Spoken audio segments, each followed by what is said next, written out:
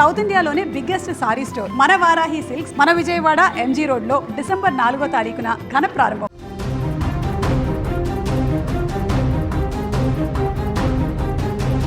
మరో బస్సు ప్రమాదం చోటు చేసుకుంది. బస్సు ప్రమాదాలు గత కొన్ని రోజుల నుంచి భయపెడుతున్న సంగతి మనందరం చూస్తున్నాం. కొన్ని రోజుల నుంచి ఎక్కడ చూసినా కూడా ఈ బస్సు ప్రమాద వార్తలే వినిపిస్తున్నాయి.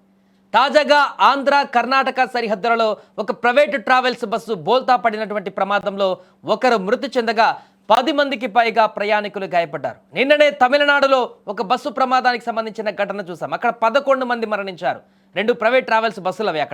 ఇక్కడ మరొకసారి అదే రకమైనటువంటి బస్సు ప్రమాదం ఇక్కడ చోటు చేసుకుంది.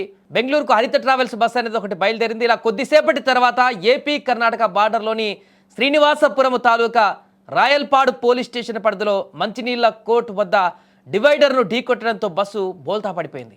ఈ ప్రమాదంలో ప్రొద్దుటూరుకు చెందినటువంటి అనిత అనే మహిళ అక్కడికక్కడే మృతి చెందింది. గాయపడ్డ వారిని వెంటనే స్థానిక ఆసుపత్రికి తరలించారు. అయితే వారిలో పలువురు పరిస్థితి విషమంగా ఉన్నట్లుగా తెలుస్తుంది. తెల్లవారుజామున 3 గంటల సమయంలో చోటు చేసుకుంది ఈ ప్రమాదం. ఈ మధ్యకాలంలో జరిగిన అన్ని ప్రమాదాలు కూడా ఉదయం పూట అర్ధరాత్రి ఆ చీకట్లోనే జరుగుతున్నటువంటి పరిస్థితి మనకు కనిపిస్తుంది. డ్రైవర్ నిద్రమత్తుల కారణమా లేకుంటే నిర్లక్ష్యం కారణమా తెలియదు, కానీ వరుస బస్సు ప్రమాదాలు మాత్రం తీవ్ర ఆందోళనకు గురి చేస్తున్నాయి. కర్నూలు బస్సు ప్రమాదం నుంచి ఇప్పుడు జరిగినటువంటి ఈ ప్రమాదం వరకు చూసుకుంటే 10ల సంఖ్యలో బస్సుల ప్రమాదాల ఘటన చోటు చేసుకున్నాయి. వరుసగా ఇంకా జరుగుతూనే ఉన్నాయి. పక్క రాష్ట్రాలతో కలుపుకొని చూస్తే నిన్ననే తమిళనాడులో జరిగినటువంటి ఘోర బస్సు ప్రమాదానికి సంబంధించి మాట్లాడుకున్నాం. ప్రైవేట్ ట్రావెల్స్ బస్సులు అక్కడ ఢీకొన్నటువంటి పరిస్థితి. ఒక ప్రైవేట్ ట్రావెల్స్ బస్సు ఆగి ఉన్న డీసీ లారీని ఢీకొట్టి 11 మంది అక్కడ చనిపోవడానికి కారణమైంది ఆ బస్సు.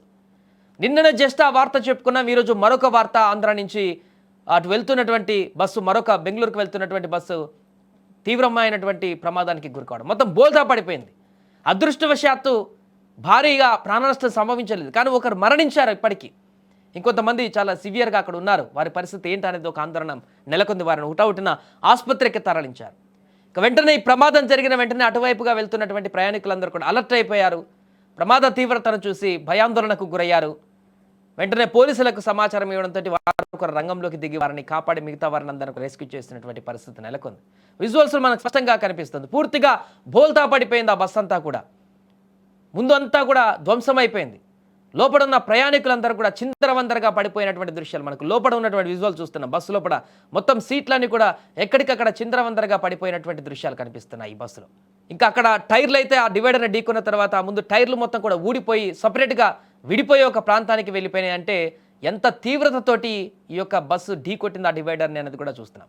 మధ్యలో ఉన్నటువంటి డివైడర్ని ఢీకొంది వేగంగా వస్తున్నట్టుగా కనపడుతుంది. దీన్ని బట్టి చూస్తే విపరీతమైనటువంటి వేగం కారణమా లేకుంటే నిద్రమత్తుల కారణమా, కానీ అర్ధరాత్రి జరిగినటువంటి ఈ ఘటనతోటి ఒక్కసారిగా అక్కడున్న వారందరూ కూడా భయకంపితులుగా మారిపోయారు.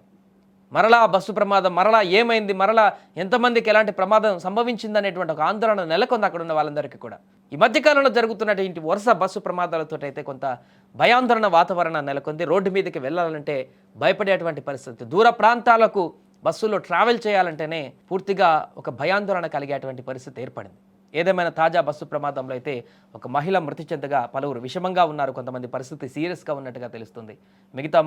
మిగతా కొంతమంది చాలామంది గాయపడ్డారు. వారందరికీ కూడా చికిత్స అందిస్తున్నారు.